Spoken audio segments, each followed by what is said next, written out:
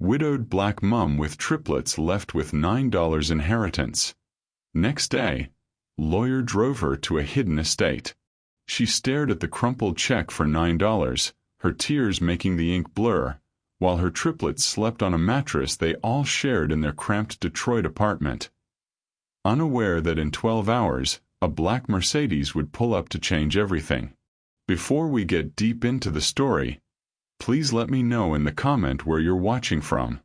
Hit subscribe if you're hooked in and ready to enjoy the story, because tomorrow, I have another beautiful story to share with you and I don't want you to miss it for anything.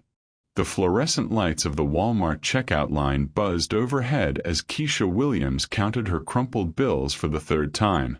$8.43. She looked at the small basket containing generic mac and cheese, day-old bread, and a single can of soup, barely enough to feed her 7-year-old triplets for 2 days. "Ma'am." The teenage cashier's impatient voice cut through her mental calculations. Sorry. Keisha's hands trembled as she handed over the money, praying the total wouldn't exceed what she had. The numbers flashed. $8.37. She exhaled, grabbing her plastic bag with the relief of someone who'd just dodged disaster again. Outside, Detroit's October wind cut through her thin jacket as she walked the 6 blocks home to their studio apartment on Cass Avenue. The building's brick facade was tagged with graffiti, and the front door hung slightly askew, but it was home. More importantly, it was all she could afford on her part-time cleaning job at the Renaissance Center downtown. The stairs creaked under her worn sneakers as she climbed to the 3rd floor. She could hear them before she even reached the door. Marcus Jr., Destiny, and DeAndre arguing over something in their animated 7-year-old voices. The sound made her smile despite everything. They were her world, her reason for getting up every morning since Marcus Sr. had died in that construction accident 2 years ago. "Mama." Destiny's face lit up as Keisha entered their small space. The apartment was immaculate despite being tiny. Keisha's professional cleaning skills ensured every surface gleamed, every toy had its place on the single shelf mounted on the wall. "What y'all into now?" she asked, setting down the groceries and kissing each of their foreheads. "DeAndre said we can't have McDonald's for my birthday next week," Marcus Jr. complained, his father's serious expression already forming on his young face. Keisha's heart clenched. Destiny's 8th birthday. She'd been trying not to think about it, trying not to calculate that even a Happy Meal would stretch their budget beyond breaking. "We'll figure something out, baby," she whispered, pulling Destiny close. "We always do."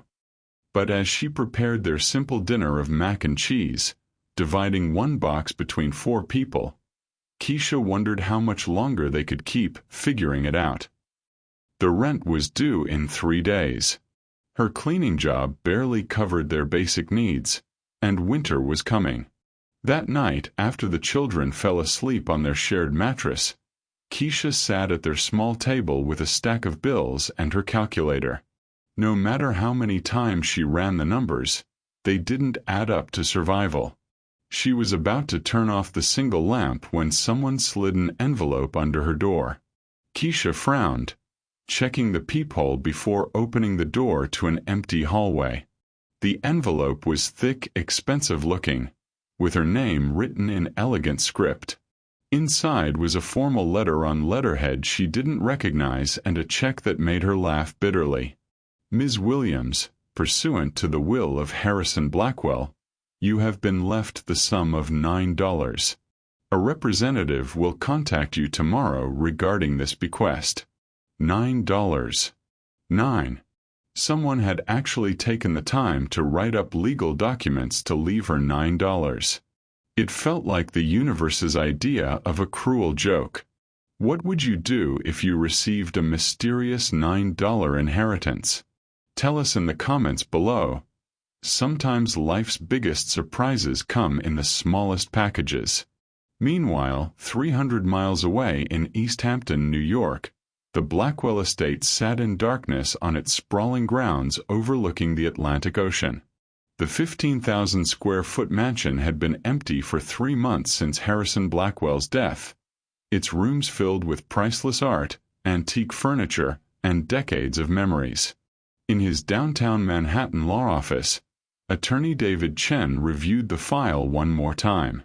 Tomorrow, he will drive to Detroit to execute the most unusual request in his 30-year career.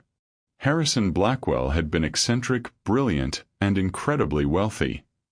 But this final request had surprised even Chen. The old man had been specific. Find Keisha Williams of Detroit, Michigan. Give her the $9 check first. Watch her reaction. Then, and only then, reveal the truth. Chen remembered their last conversation clearly. Harrison, weak from cancer but his mind sharp as ever, had insisted on every detail. She doesn't know me, David, but I know her. I've been watching from afar since Marcus died. The way she's raised those children, the dignity she maintains despite everything. That woman has a heart worth more than all my money combined. But sir, why not just? Because, Harrison had interrupted, his eyes twinkling with the mischief that had made him a beloved fixture in New York's philanthropic circles. She needs to know that even when life gives you $9, sometimes that's exactly what you need to change everything. Now, as Chen packed the estate deed, bank documents, and keys into his briefcase, he wondered how Keisha Williams would react when she learned that the $9 inheritance was just the beginning. That Harrison Blackwell, a man she'd never met but who had been quietly following her story, had left her his entire fortune. $57 million, the East Hampton estate, and a trust fund that would ensure her children never wanted for anything. The morning sun was just breaking over the Manhattan skyline as Chen started his car. Detroit was a 6-hour drive, and Keisha Williams's life was about to change forever. But first, she had to survive the shock of what was about to arrive at her door. The black Mercedes-Benz S-Class looked wildly out of place on Cass Avenue, like a diamond dropped in dirt. Keisha noticed it through her thin curtains as she prepared the children's breakfast. Watered-down orange juice and toast cut into triangles to make it seem like more. "Mama, there's a fancy car outside," Marcus Jr. observed, pressing his nose against the window. "Probably lost," Keisha murmured, but her stomach tightened. In her neighborhood, expensive cars usually meant trouble. Either someone was dealing drugs or the police were making arrests. She quickly moved the children away from the window. The knock on her door came soft but authoritative. 3 measured raps. Keisha's breath caught in her throat. She checked the peephole and saw a well-dressed Asian man in an expensive suit, holding a briefcase. Everything about him screamed money and importance. 2 things that never brought good news to people like her. "Mama, who is it?" Destiny whispered. "Y'all stay right here. Don't move." Keisha's voice carried the protective edge that had kept her family safe in this neighborhood. She cracked the door open, keeping the chain latch engaged. "Can I help you?" "Ms. Keisha Williams." The man's voice was gentle, professional. "My name is David Chen. I'm an attorney representing the estate of Harrison Blackwell. I believe you received a letter yesterday. The $9 check." Keisha's hand instinctively went to her pocket where she'd folded it, still unsure whether to cash it or throw it away. "Look, I don't know what kind of game this is." "It's not a game, Ms. Williams. May I come in? I have something very important to discuss with you." Every instinct told her to keep the door closed. Rich lawyers didn't visit studio apartments in Detroit unless someone was in serious trouble. But something in his eyes, a kindness, maybe even excitement, made her hesitate. "My children are here," she said firmly. "I understand. What I have to share concerns them too." Against her better judgment, Keisha undid the chain and stepped back. David Chen entered her small space, and she watched his eyes take in everything. The spotless but sparse room, the single mattress where 4 people slept, the children who had instinctively moved closer to their mother.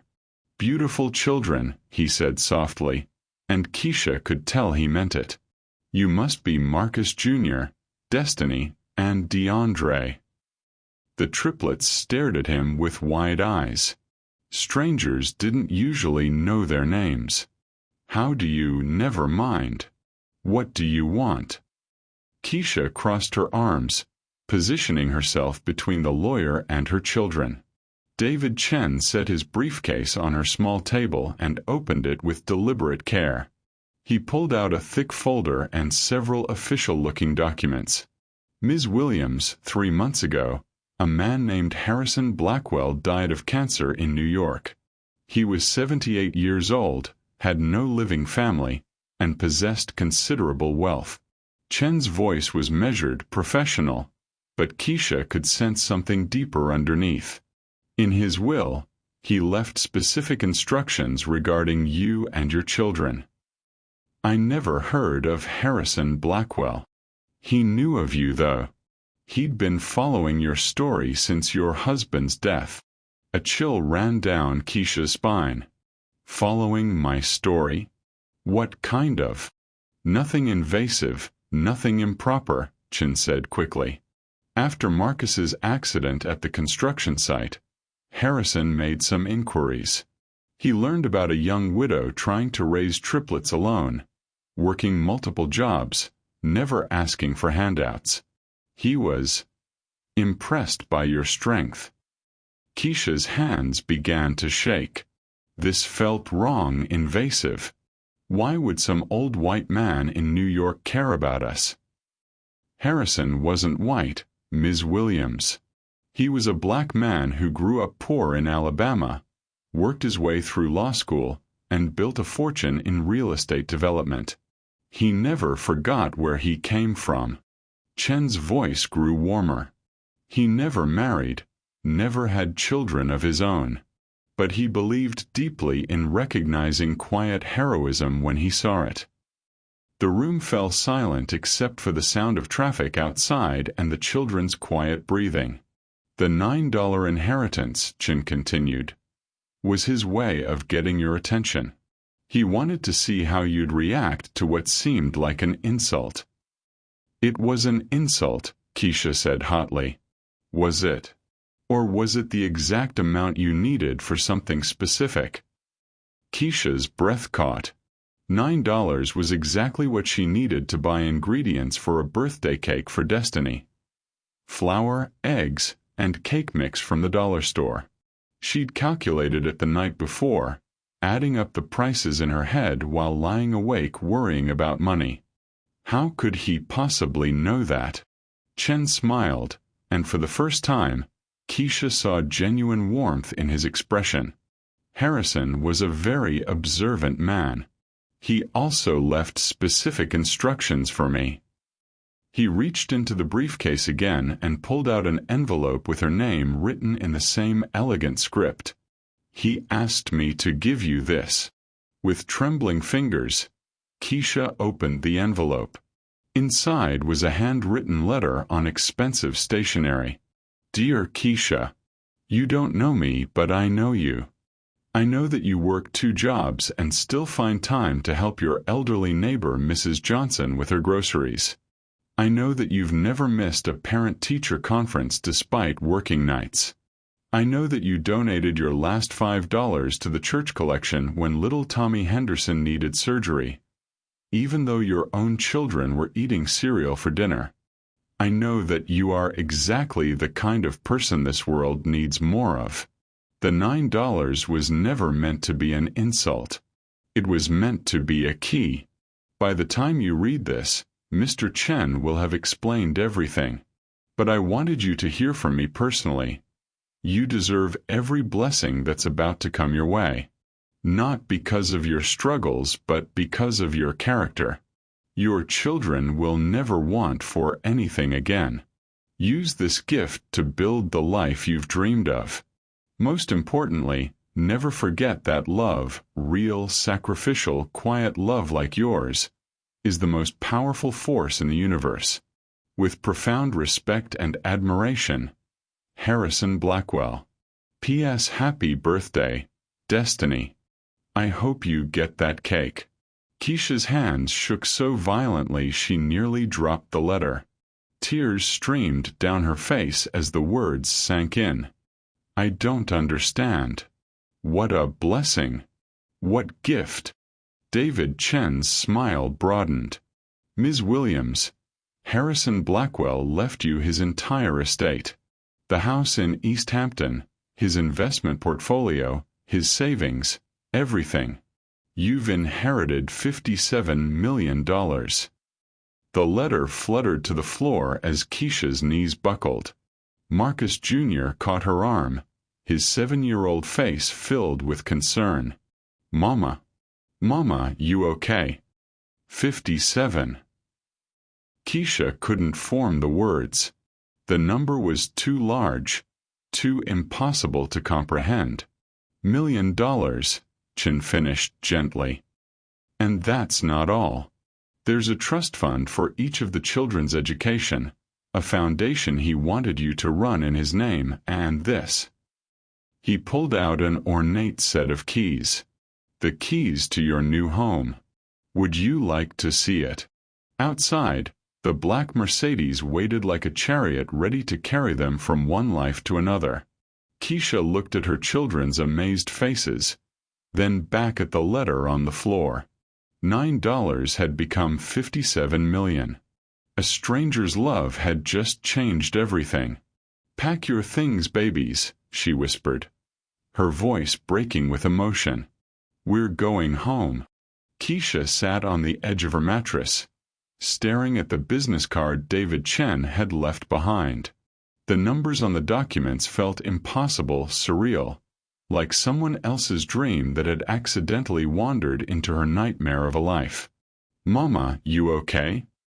DeAndre's small voice broke through her trance. All 3 children were gathered around her, their eyes wide with concern. They'd been unusually quiet since the lawyer left, sensing the magnitude of something they couldn't quite understand. I'm fine, baby. But her voice shook as she said it. She folded the papers and shoved them into the drawer of their tiny table, as if hiding them could make this all go away. $57 million. A mansion. It was impossible. People like her didn't get fairy tale endings.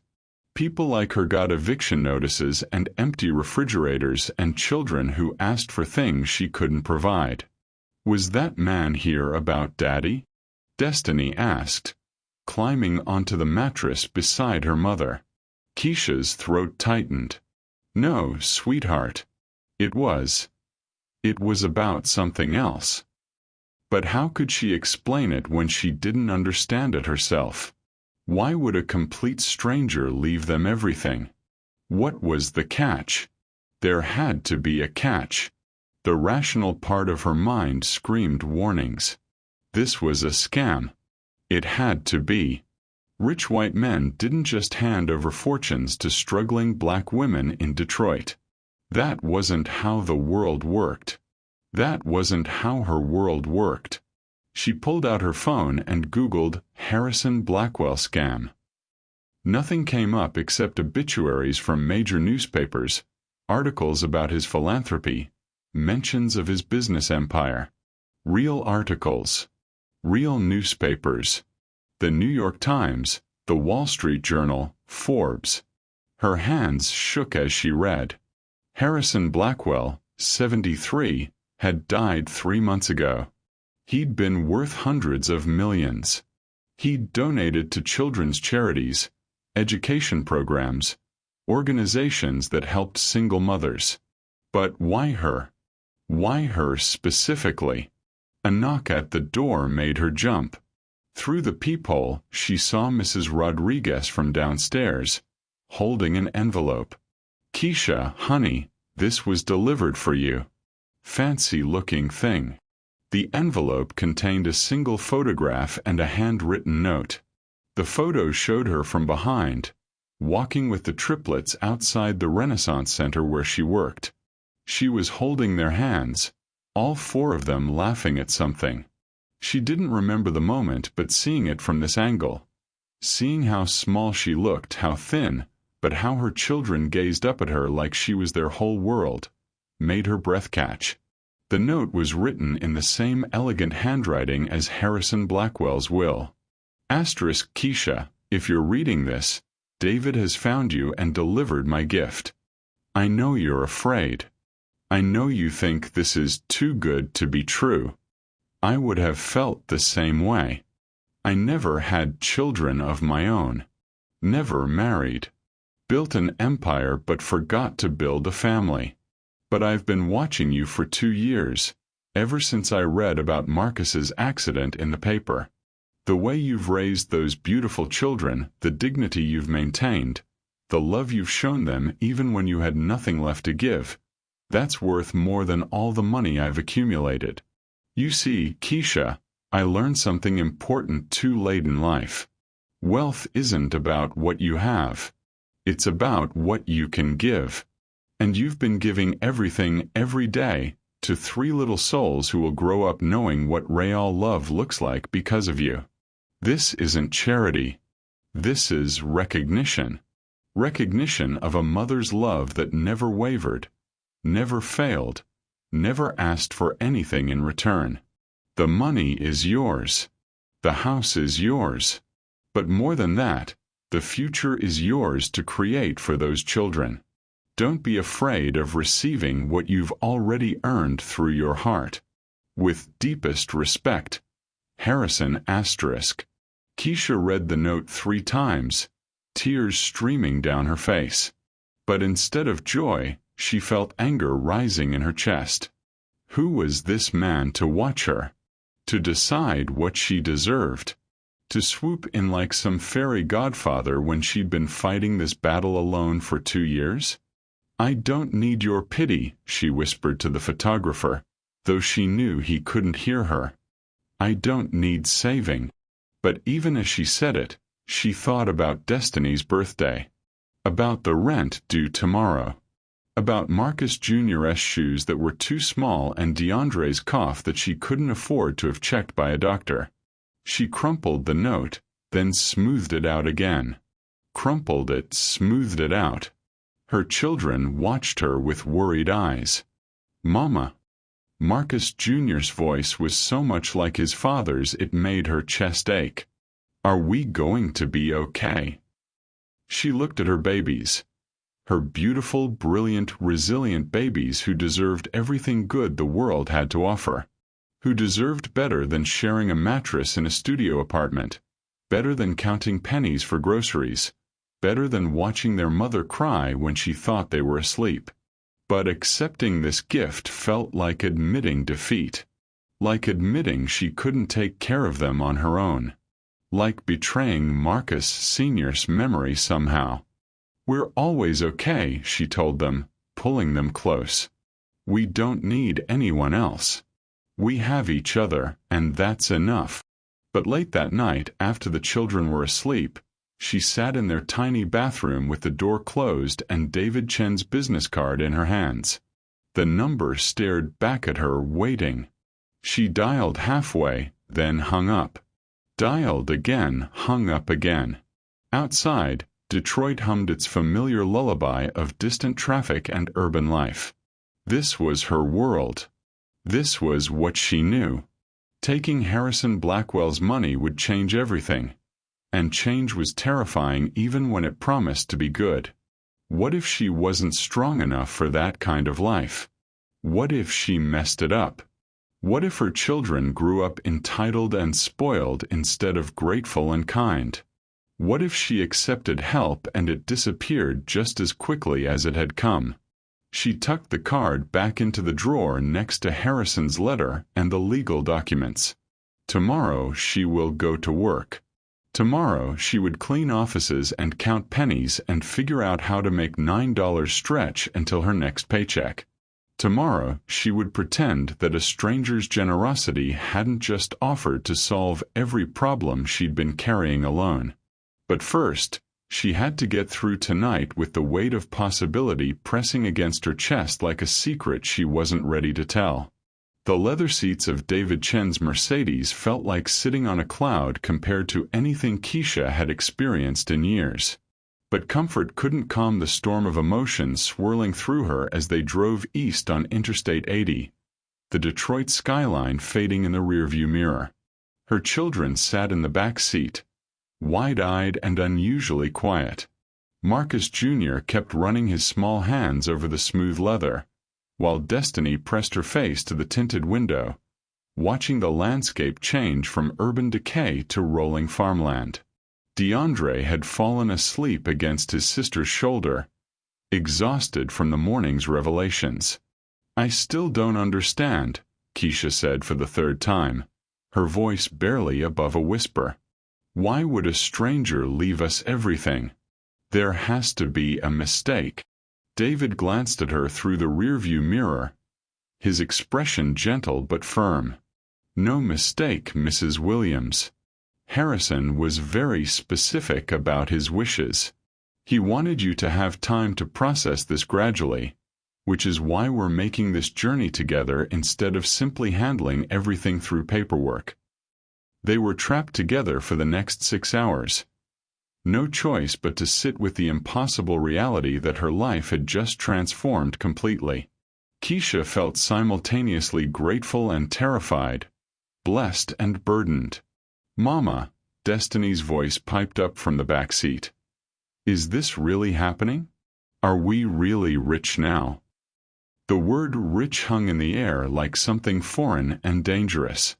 Keisha had never even allowed herself to dream of financial security, let alone wealth.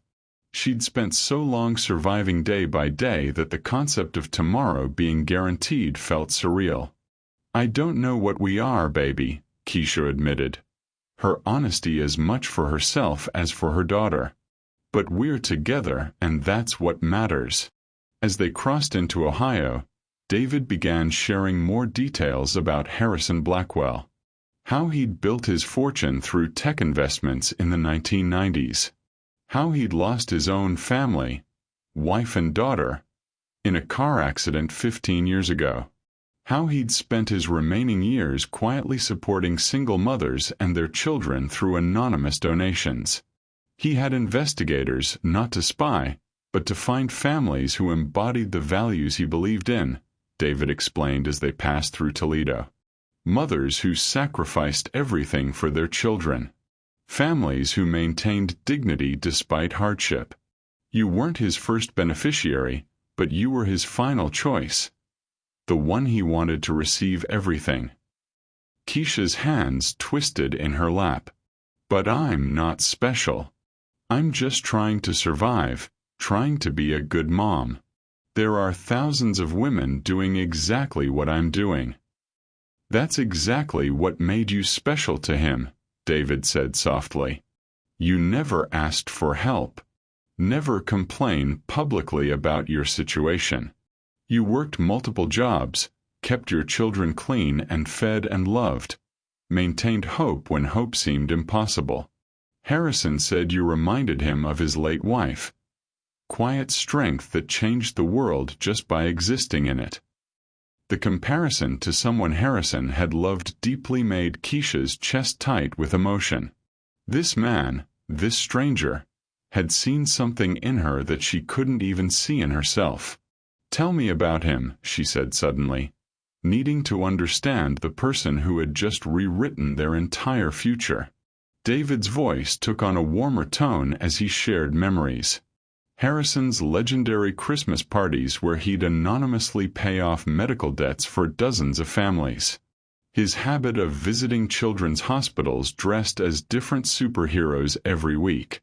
The scholarship fund he'd established for children who'd lost parents in workplace accidents.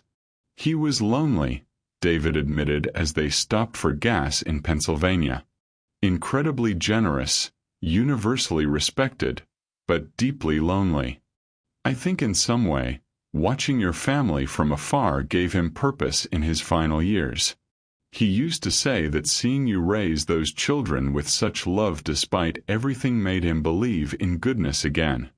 While David pumped gas, Keisha walked her children to the restroom, still processing everything. In the harsh fluorescent light of the gas station bathroom, she caught sight of herself in the mirror. The same woman who'd counted crumpled bills at Walmart yesterday, now the guardian of a $57 million legacy. "Mama, are you scared?" Marcus Jr. asked as she helped him wash his hands. The question caught her off guard. Her 7-year-old son, already so perceptive, so much like his father. "Yeah, baby. I am scared," she admitted. But being scared doesn't mean something is wrong. Sometimes it just means something is really, really important. Back in the car, as they entered New York State, David shared the final piece of the puzzle. Harrison had left detailed instructions about the estate, the investments, even suggestions for the children's education. But most importantly, he'd left a letter, sealed and waiting at the house, that would explain everything in his own words. "He wanted you to read it in the library," David said. Said that room held his happiest memories, and he hoped it would be where yours would begin. As the sun began to set, painting the sky in shades of orange and pink, they approached the Hamptons. Keisha watched through the window as modest neighborhoods gave way to sprawling estates, each more magnificent than the last. The proximity to such wealth should have made her feel small, but instead, she felt a growing sense of responsibility. This wasn't just about money. Harrison Blackwell had entrusted her with his life's work, his values, his hope for the future. She was no longer just Keisha Williams, struggling single mother. She was now the keeper of his legacy, the vessel through which his generosity would continue. "Almost there," David announced as they turned onto a private road lined with ancient oak trees. Destiny pressed her face to the window again. "Mama, look at those trees. They're like giants." "They've been here longer than all of us combined," David said. Harrison used to say they were the real owners of the property. "We're just temporary caretakers." The concept of temporary caregiving resonated with Keisha. Maybe that's what this was, not ownership, but stewardship. Not a gift to hoard, but a responsibility to honor. As the car rounded the final curve and the Blackwell estate came into view, Keisha's breath caught in her throat. The mansion rose before them like something from a dream, its windows glowing warmly in the twilight, surrounded by gardens that seemed to stretch to the horizon. "Dear God," she whispered, her hand instinctively reaching back to touch her children. They sat in the circular driveway for a long moment, none of them moving. The weight of the transition from their tiny Detroit apartment to this palatial estate felt too enormous to process. They were no longer the same family who had shared a box of mac and cheese the night before. They had been transformed, elevated, chosen. But the real test wasn't arriving at the estate. It was what would happen when they walked through those doors and truly accepted that this magnificent life was now theirs to live. The morning sun streamed through the mansion's towering windows as Keisha explored what felt like a palace from another world. Her children had scattered to different wings. Marcus Jr. fascinated by the library, Destiny enchanted by a music room with a grand piano, and DeAndre discovering a game room that seemed designed for children. David Chen had left them alone to get acquainted with their new home, promising to return in the afternoon with more paperwork. But something had been nagging at Keisha since yesterday, the question that kept circling in her mind like a persistent whisper. Why her? Why them? She found herself drawn to the master study, a rich mahogany-paneled room lined with books and dominated by an enormous desk overlooking the ocean. Family photos covered one wall, showing a distinguished elderly black man at various stages of his life. Harrison Blackwell at charity galas, groundbreaking ceremonies, university graduations. But it was the newer photos that made her breath catch. There, mixed among the formal portraits, were candid shots that made her knees weak. Photos of her and the children at the Detroit Zoo last summer. Marcus Jr. helping an elderly woman carry groceries outside their apartment building. Destiny sharing her lunch with a hungry classmate at school. DeAndre defended a smaller child from bullies on the playground. "Oh my God," she whispered, her hands trembling as she picked up photo after photo. Someone had been watching them, following them, documenting their lives. Behind the largest photo, she discovered a hidden button. When pressed, a section of the bookshelf swung inward, revealing a small private office. Inside, the walls were covered with newspaper clippings, printed emails, and detailed reports spanning 2 years. Her heart pounded as she read the headlines. Construction worker dies in accident, leaves widow and triplets. Local mother works 3 jobs to support children. Family faces eviction despite mother's heroic efforts. But these weren't just random clippings. Someone had been investigating every detail of their lives. Bank records showing her account balance, sometimes dropping below $5. School reports praising her children's kindness despite their circumstances. Letters from teachers commending their character. At the center of it all was a leather journal, its pages filled with Harrison Blackwell's careful handwriting. Keisha's hands shook as she opened it. March 15th. Saw the news about Marcus Williams's death. 3 children left behind. The wife, Keisha, reminds me of someone I once knew. Same strength in her eyes, same determination. I must learn more. April 3rd. She's working at Renaissance Center now. I had lunch there today, watched her clean our conference room. She stopped to help an elderly janitor who'd fallen, stayed 20 minutes past her shift to make sure he was okay. I didn't think anyone was watching. May 20th. The children are remarkable. I hired a private investigator, not to invade but to understand. Marcus Jr. tutors struggling classmates without being asked. Destiny gives away half her lunch every day to a girl whose family can't afford meals.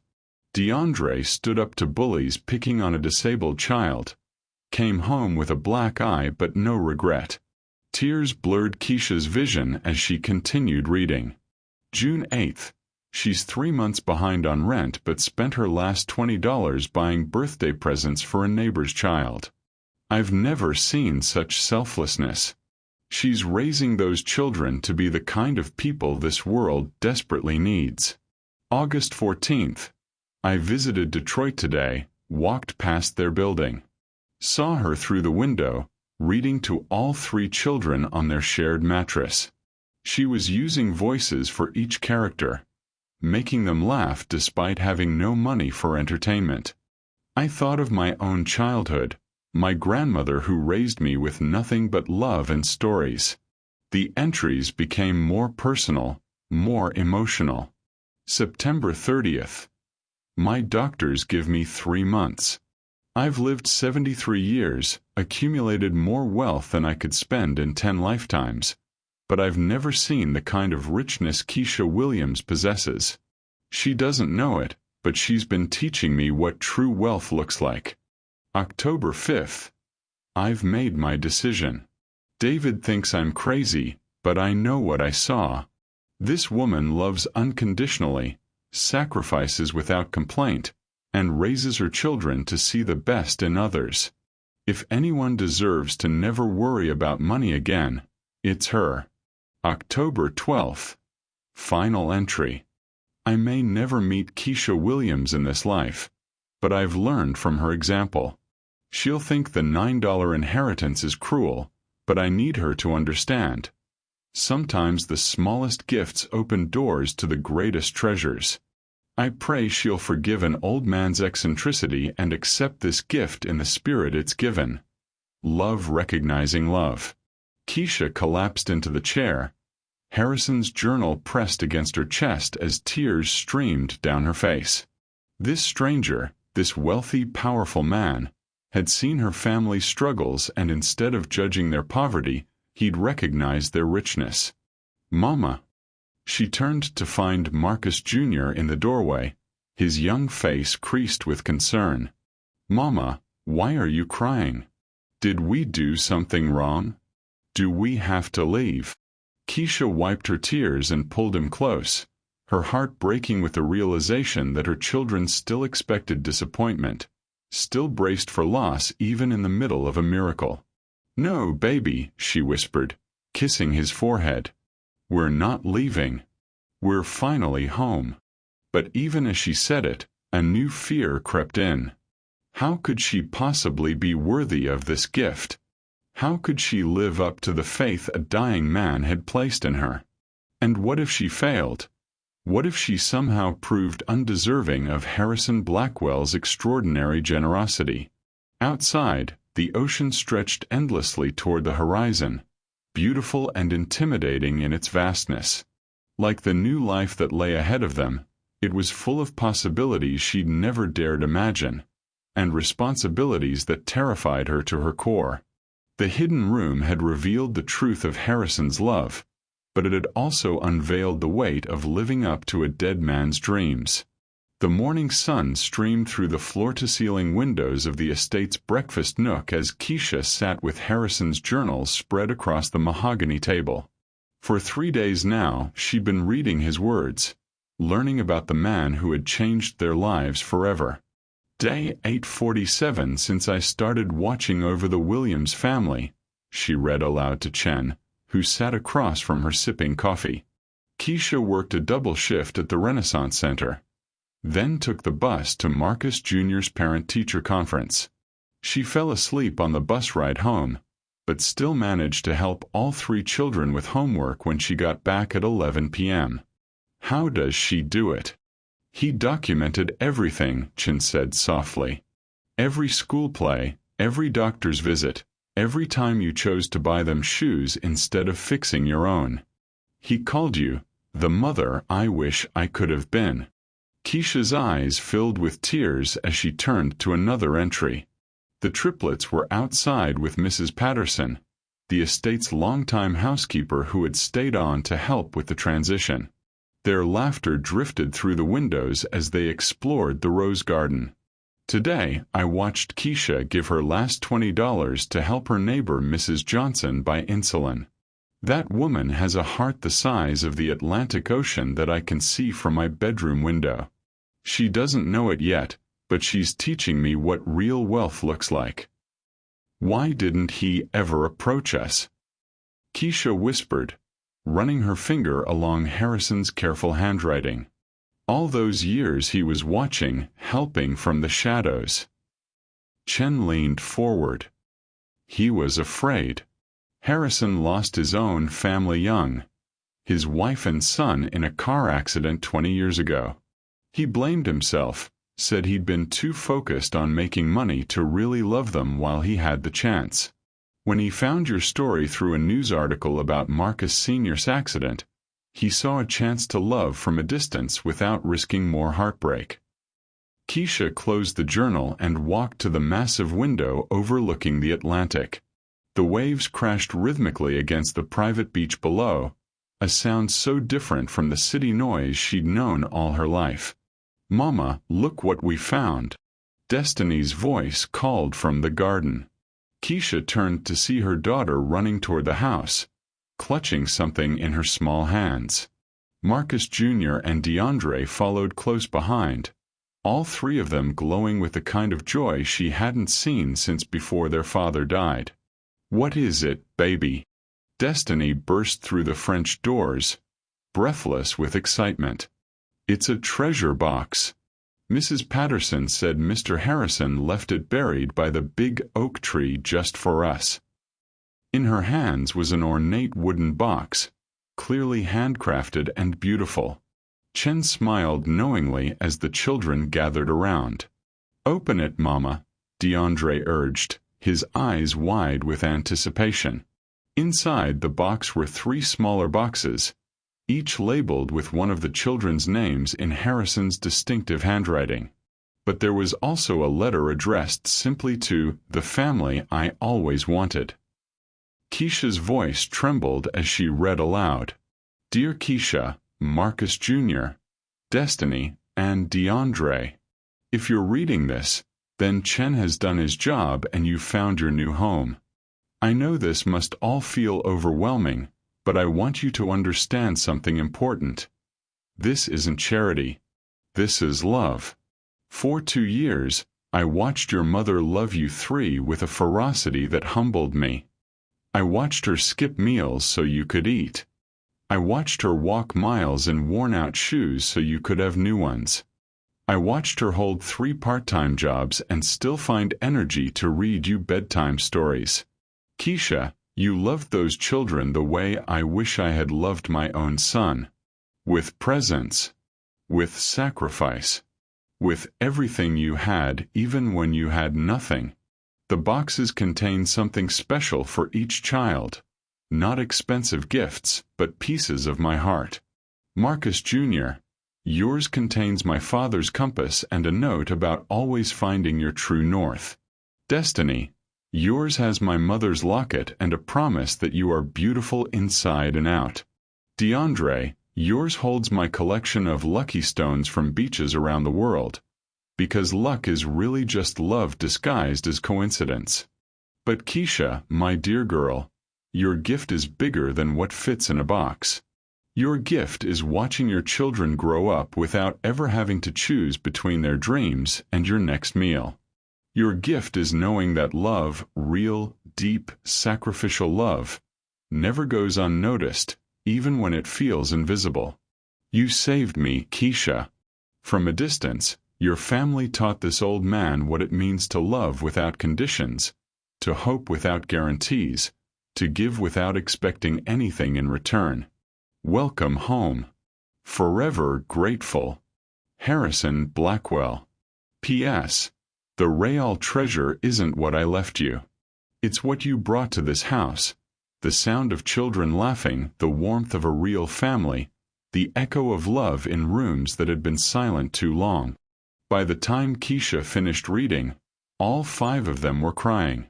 The children immediately began examining their individual gifts, but Keisha found herself staring out at the ocean again.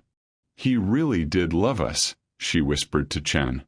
A man we never met loved us enough to change everything. That's not quite true, Chen said gently. You did meet him once. Do you remember about 6 months ago, at the Detroit Medical Center? You were there with DeAndre for his asthma checkup. Keisha frowned, thinking back. I remember. There was an elderly white man in the waiting room. He was talking to DeAndre about the book he was reading. Made him laugh when he was scared about the breathing test. That was Harrison. He flew to Detroit that day just to see you all in person, to make sure he was making the right decision. He said afterward that 5 minutes with your son told him everything he needed to know about the mother who raised him. The memory came flooding back. How kind the stranger had been, how he'd slipped the nurse money to cover their copay when he thought they weren't looking, how DeAndre had talked about the nice granddad man for weeks afterward. He was already loving us then, Keisha said, her voice filled with wonder. He'd been loving you all along, Chen replied. Just like you'd been loving those children all along, even when it felt impossible. That evening, after the children had fallen asleep in bedrooms bigger than their entire Detroit apartment, Keisha walked barefoot along the private beach. The moon cast silver paths across the water, and for the first time in years, she felt something she'd almost forgotten: peace. She thought about Marcus Sr., wondered if somehow he and Harrison had conspired from beyond to make sure his family was taken care of. The thought made her smile through her tears. Tomorrow would bring new challenges, learning to manage wealth, making decisions about the children's future, figuring out how to honor Harrison's memory. But tonight, she simply stood at the edge of the Atlantic and whispered to the wind, "Thank you for seeing us, for loving us, for proving that sometimes when you think you're all alone, you're actually being held by invisible hands." Have you ever felt loved by someone from a distance? Share a time when an unexpected act of kindness changed your perspective. Sometimes guardian angels come in the most surprising forms. The waves continued their eternal rhythm, and Keisha Williams, no longer just a struggling single mother but the heir to an incredible legacy of love, finally felt like she was exactly where she belonged. 3 weeks had passed since Keisha and the triplets moved into the Blackwell estate. The children had adapted with the resilience only kids possess, racing through hallways that had once echoed with Harrison's lonely footsteps, filling the grand rooms with laughter and chaos. But tonight, as Keisha stood in Harrison's former study surrounded by scattered legal documents, everything was falling apart. The call had come that afternoon while she was helping DeAndre with homework in the mansion's library. David Chen's voice had been strained, apologetic, devastated. "Keisha, I need you to sit down. Harrison's nephew, Richard Blackwell, is contesting the will. He's claiming Harrison wasn't of sound mind when he made the bequest." The words had hit her like physical blows. Sound mind. Bequest.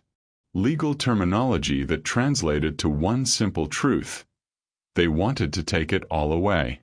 But the children, she'd whispered into the phone, watching Marcus Jr. help his siblings build a fort out of Harrison's first edition books. Books worth more than most people's cars. They've started school here. They have friends. Destiny's birthday party is next week, and she's invited half her class. I know. I'm fighting it. But Richard has resources, and he's arguing that no rational person would leave $57 million to a stranger. The probate judge has frozen the estate pending investigation. Now, hours later, Keisha sat alone in the study where she'd felt closest to Harrison's spirit. The room still smelled faintly of his pipe tobacco, and his reading glasses sat on the mahogany desk as if he'd just stepped away. She'd been reading his private journals. David had given her permission, hoping they might contain something to help their case. What she'd found instead had shattered her heart. Entry: March 15th. I saw her again today at the market on Grand River. She was counting change for a loaf of bread, her children patient beside her despite obviously being hungry. There's a dignity in how she moves through the world, even when that world has given her so little. She reminds me of Eleanor, not in looks, but in spirit. The way she'd give away her last dollar to help someone else. Entry: April 3rd. The boy, Marcus Jr., he has his father's eyes but his mother's gentle soul. I watched him give his apple to a classmate who'd forgotten lunch. Keisha doesn't know I've been following their story, ensuring their rent gets mysteriously paid when she's short. She'd be mortified if she knew. But watching her raise those children alone, with such love despite having nothing, it's given me meaning these past months. Entry: August 20th. Dr. Martinez says I have weeks, not months. I've made my decision about the will. David thinks I'm losing my mind, but I've never been more certain of anything. That woman deserves everything I never had, a family that loves unconditionally, the chance to give her children the world. She won't understand at first why a stranger would. The entry stopped mid-sentence, ink trailing off where Harrison's hand had grown too weak to continue. Keisha's tears splattered onto the aged paper. Here was proof of Harrison's lucid mind, his careful observation, and his rational reasons. But more than that, here was evidence of something that made her stomach twist with guilt and confusion. He'd been watching them, following them, paying their rent in secret. "Mama." Destiny's small voice came from the doorway. She stood in her new silk pajamas, a far cry from the worn cotton ones she'd slept in just weeks ago. "Why are you crying?" Keisha quickly closed the journal, wiping her eyes. "Just reading some sad stories, baby." "What are you doing?" "I had that dream again. About Daddy." Destiny padded across the Persian rug and climbed into Keisha's lap, something that had been impossible in their cramped Detroit apartment. "In the dream, he's angry that we're living in someone else's house." The words hit Keisha like a physical blow. Her daughter was voicing the guilt that had been eating at her for weeks. They were living off the kindness or obsession of a dead stranger, a man who'd watched them from the shadows, who'd known intimate details of their struggles while remaining invisible to them. "Daddy's not angry, sweetheart," Keisha managed, though her voice cracked.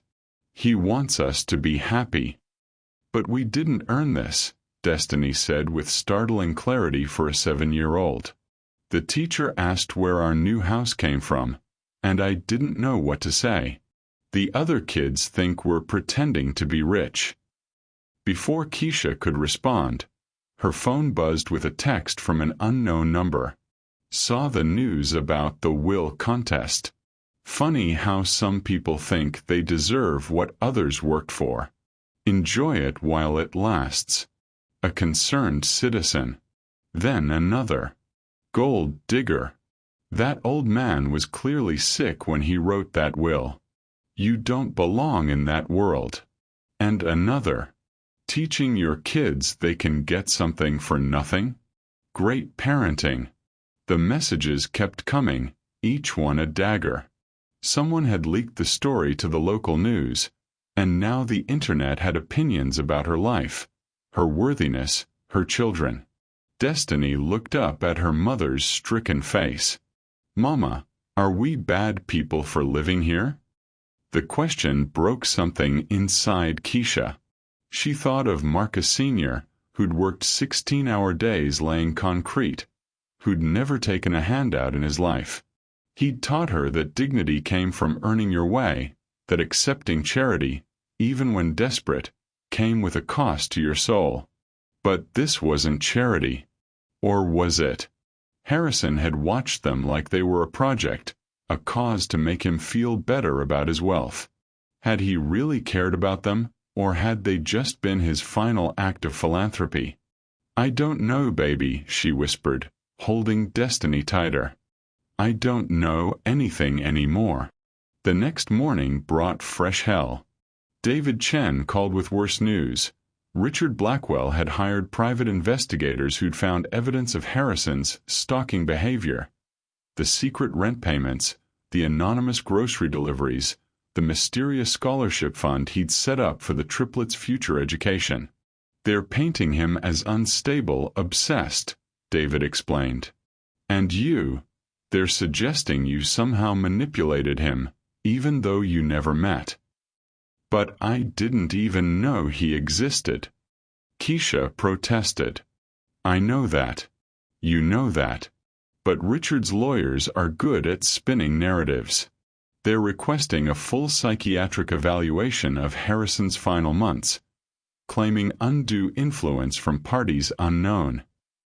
By afternoon, the reporters had found the estate. Keisha watched from the mansion's front windows as news vans lined the circular drive, their satellite dishes pointed at her new home like accusing fingers. "Ms. Williams." They shouted questions as she tried to shepherd the children from the car after school. "How did you meet Harrison Blackwell? Did you know about his mental state? Are you prepared to give back the inheritance?" Marcus Jr. pressed close to her side, frightened by the chaos. DeAndre started crying. Destiny, always the brave one, turned to face the cameras.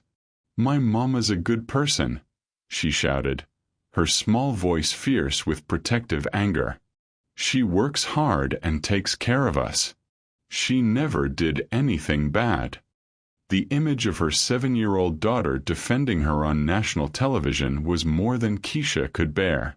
That night, after the children finally fell asleep, she called David Chen. "I want to give it back," she said without preamble. Keisha, no. Harrison wanted. Harrison was a sick, lonely old man who got fixated on my family. That's what they're going to prove in court, and maybe they're right. Maybe we were just his final delusion. You don't believe that. I don't know what I believe anymore. But I know my children don't deserve to have their names dragged through the mud. They don't deserve to question their worth or wonder if they're thieves living in a dead man's dream. David's silence stretched across the phone lines. Finally, he spoke, his voice heavy with defeat. "If that's your decision, I'll draw up the papers. But Keisha, once you sign them, there's no going back. Richard will take everything. The house, the money, even the small trust fund Harrison set up for the children's education." "I know. And you'll go back to Detroit. To that apartment. Counting change at Walmart." The reality of it hit her like a sledgehammer. Back to the studio apartment where 4 people shared one mattress. Back to choosing between rent and food. Back to watching her children go without while she worked her hands raw for minimum wage. But at least they'd have their dignity. At least they'd know they'd earned whatever little they had. "I know," she repeated, her voice barely a whisper. "I'll be there tomorrow with the papers." After she hung up, Keisha walked through the mansion one last time. In the morning room where they'd eaten breakfast on fine china. Through the library where the children had discovered a love of reading surrounded by thousands of books. Past the music room where DeAndre had touched piano keys for the first time and discovered he had his father's musical ear. She ended in Harrison's study, where his presence still felt strongest. The journals were still scattered across the desk, evidence of a lonely man's final obsession or the careful observations of someone who genuinely cared. "I'm sorry," she whispered to the empty room. "I'm sorry I couldn't be worthy of your gift. I'm sorry my children will grow up poor because their mother was too proud to fight for what you wanted us to have." But even as the words left her lips, she knew she'd made the only choice she could live with. Tomorrow, David will arrive with the papers. Tomorrow they'd pack their few belongings and return to Detroit.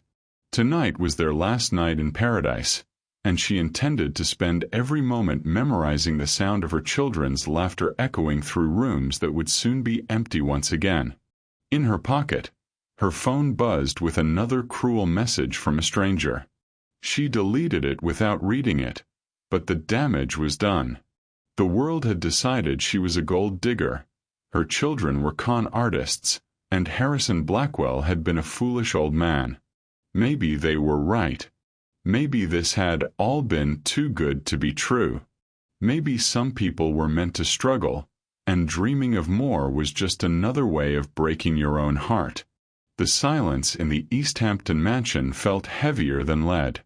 For 3 days since the children had left with David Chen to stay at his family's home in Westchester, Keisha had wandered through rooms that echoed with possibility and pain.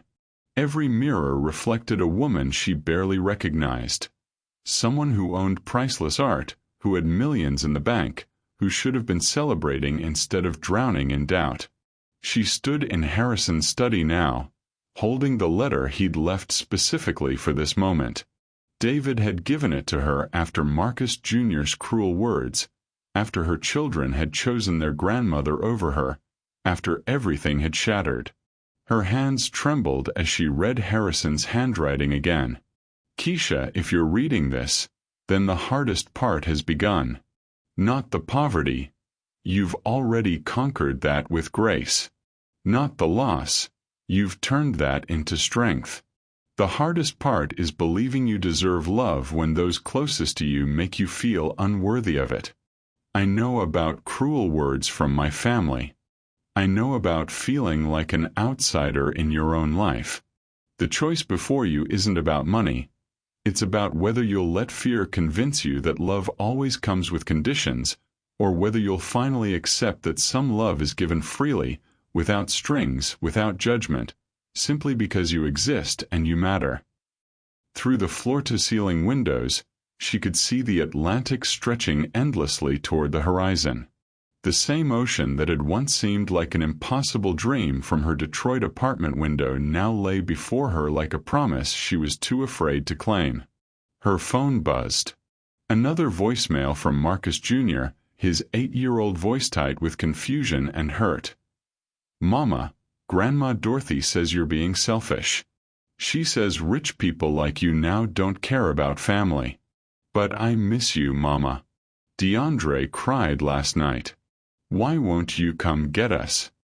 Each word was a knife twist. Dorothy had poisoned her children against her in just 3 days, using their confusion and her own bitterness to build walls that felt insurmountable. How could she fight a grandmother who'd raised 11 children, who commanded respect in their Detroit neighborhood?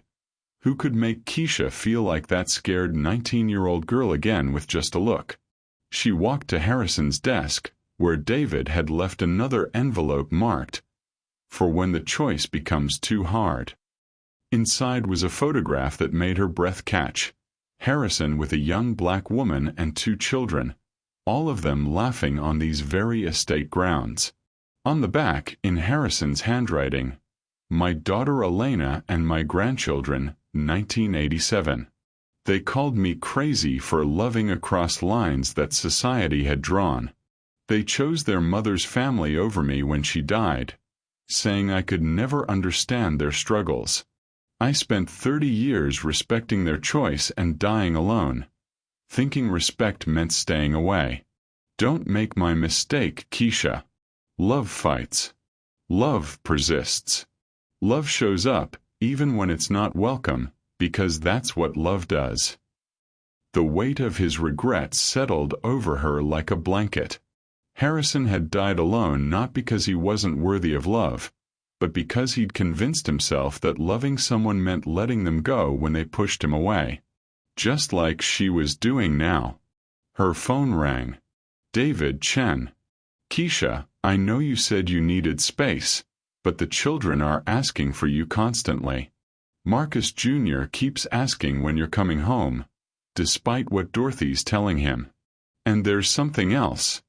Dorothy called my office today." What did she want? She's threatening to file for custody. Say you've abandoned them, that the money has made you unstable. I told her she has no legal standing, but she doesn't need legal standing to destroy my relationship with my babies. Keisha closed her eyes, feeling the familiar weight of defeat settling over her shoulders. "Keisha, listen to me. I've been practicing family law for 30 years. I've seen this pattern before. Dorothy isn't just hurt, she's terrified.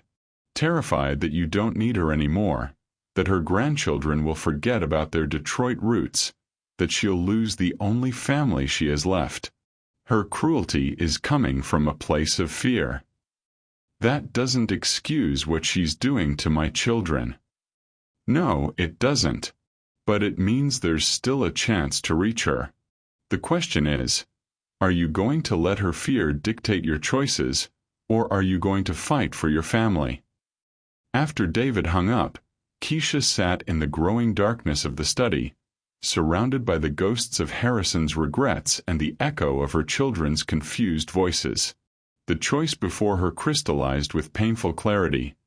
She could stay in this beautiful prison, sending money and gifts from a distance while her children grew up thinking she'd abandoned them for wealth.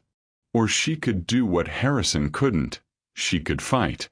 She pulled out her phone and dialed a number she knew by heart.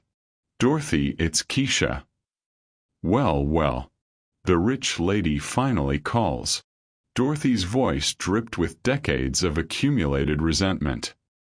"Are you ready to come get these children you dumped on me, Or you calling to send more money to ease your guilt?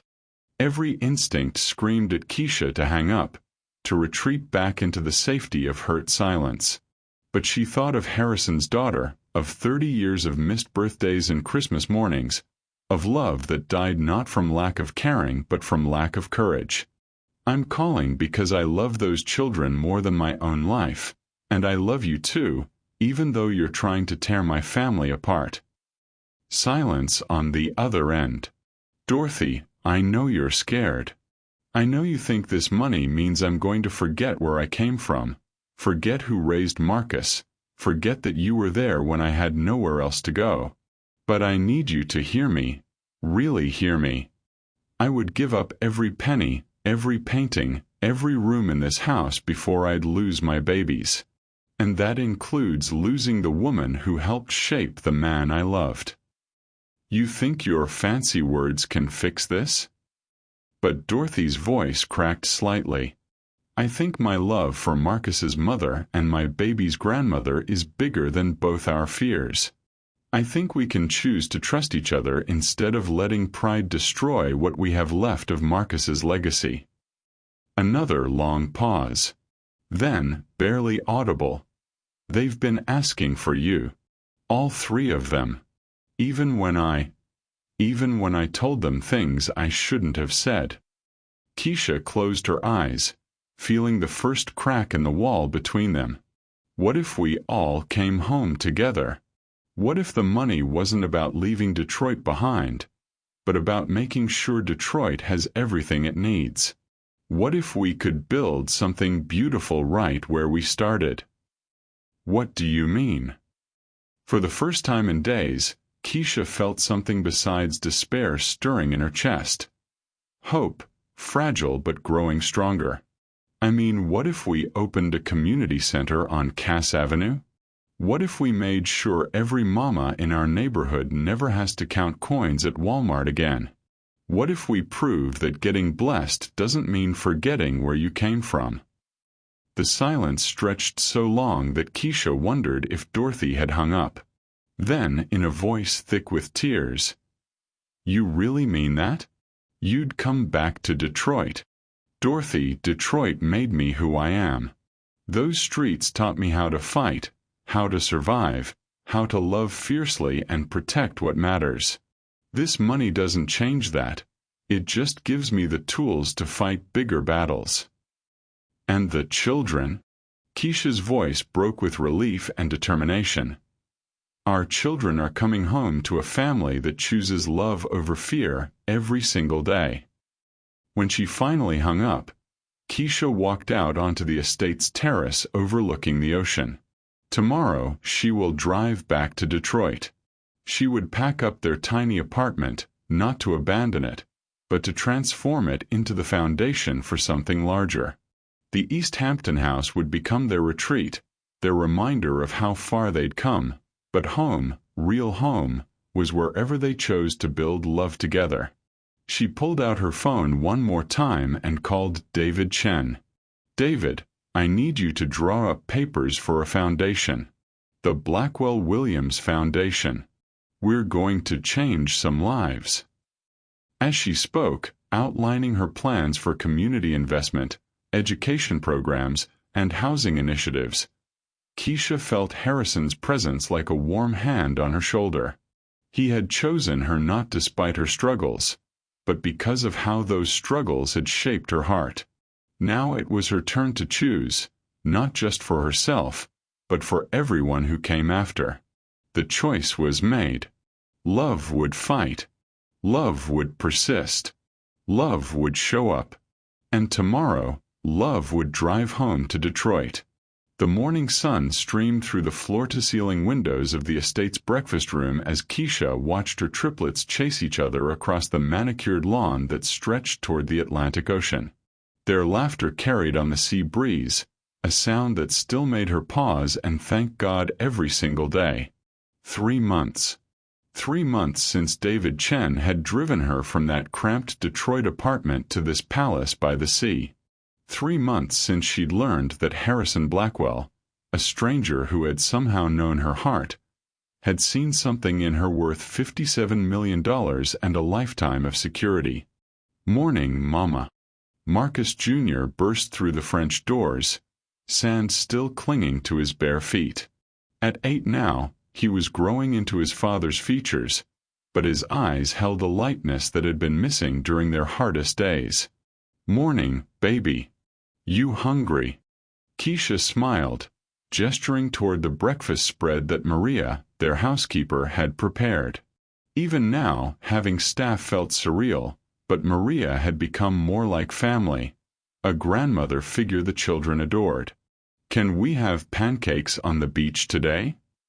Destiny asked, appearing with DeAndre close behind. Her birthday 3 months ago had been everything a little girl could dream of. A princess party in the estate's ballroom with 20 new friends from her school in East Hampton. "We can have anything you want, baby girl." As the children settled around the table, chattering about their plans for the day, Keisha's fingers found the locket at her throat. Inside was a photo of Marcus Sr. and a small note that Harrison Blackwell had left specifically for her, discovered among his personal effects after his death. "A mother's love is the truest wealth in this world. Thank you for showing me what real riches look like. Use this gift to love even bigger." The doorbell's melodic chimes echoed through the house, and moments later, Maria appeared with a warm smile. "Mrs. Williams, there's someone here to see you." Keisha's heart skipped. Even after 3 months, unexpected visitors still made her nervous, as if someone might appear to tell her this had all been a mistake. But when she reached the foyer, she found David Chen standing there with his familiar gentle smile and another man she didn't recognize. Elderly, distinguished, with kind eyes behind wire-rimmed glasses. "Keisha, I'd like you to meet Dr. William Hartley." He was Harrison's closest friend. Dr. Hartley stepped forward, his voice warm with emotion. "Mrs. Williams, Harrison spoke of you often in his final months. He called you his guardian angel." Guardian angel. Keisha's brow furrowed. "But I never even met him." "No, but you saved his life nonetheless." Dr. Hartley's eyes twinkled. "May we sit? There's something Harrison wanted you to know." They settled in the sunroom overlooking the gardens where the children were now building sandcastles. Dr. Hartley pulled out an aged photograph, a young man in military uniform standing next to a beautiful black woman in a nurse's uniform.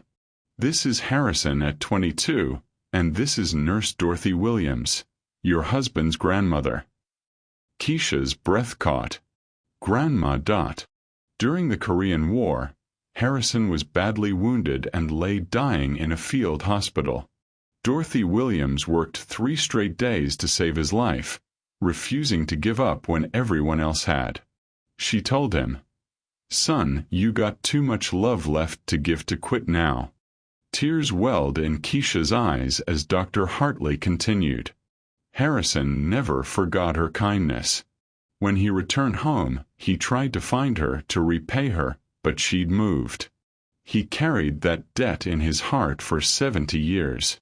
When he learned about Marcus's accident through a news article, he recognized the Williams name and did some research.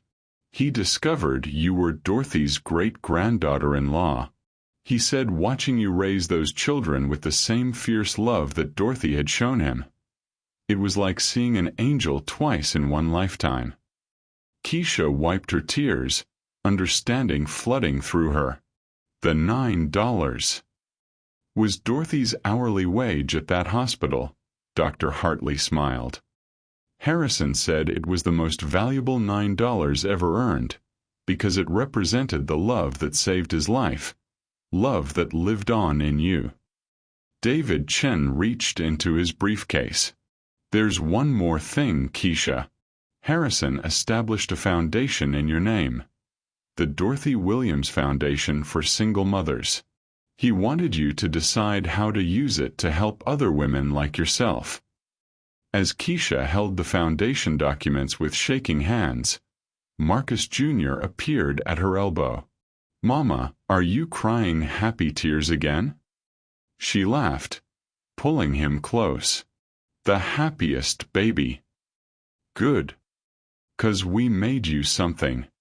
He gestured toward the beach where Destiny and DeAndre were putting finishing touches on an enormous sand sculpture. A heart with "We love you, Mama" spelled out in shells. That evening, as twilight painted the sky purple and gold over the Atlantic, Keisha stood on the estate's grand terrace. The children were inside with Maria, getting ready for bed in their individual bedrooms, each bigger than their entire Detroit apartment had been. She thought of Harrison Blackwell, a man she'd never met but who had seen her when she felt invisible. She thought of Grandma Dot, whose love had rippled across decades to save them all. She thought of Marcus Sr., whose memory lived on in their beautiful children. Her phone buzzed with a text from her sister in Detroit. "Saw your interview on Good Morning America about the foundation. Grandma Dot would be so proud. We all are." Keisha smiled, typing back, "Love finds a way to love bigger. Always." As she tucked the children into their beds that night, each one asked their traditional question. "Mama, tell us the story about the $9 again." And she did, because it was their favorite. The story of how love, once given freely, comes back multiplied beyond imagination. How a grandmother's kindness to a dying soldier became a stranger's gift to a struggling mother became a foundation that would help thousands of families find hope. "And that," she whispered as they drifted off to sleep, "is how $9 changed the whole world." Outside their windows, the Atlantic Ocean whispered against the shore, and somewhere in the sound of those waves was the echo of every loving act that had brought them to this moment, a symphony of love that would play on for generations to come.